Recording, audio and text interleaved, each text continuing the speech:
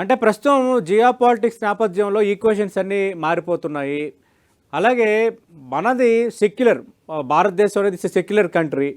ఇలాంటి పరిస్థితుల్లో ఉన్న ఈ నేపథ్యంలో ఆర్ఎస్ఎస్కు భవిష్యత్తులో ఎదురు కాబోతున్న సవాళ్ళేంటి? ఆర్ఎస్ఎస్లో ఏమైనా మార్పు రావాలా, లేదంటే ఇప్పుడు నడుస్తున్న తీరు సహేతుకమేనా?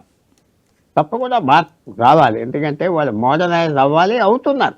అవ్వలేదంటే కరెక్ట్ కాదు, అవుతున్నారు. వాళ్ళు మార్చుకోవాలని తెలుసు.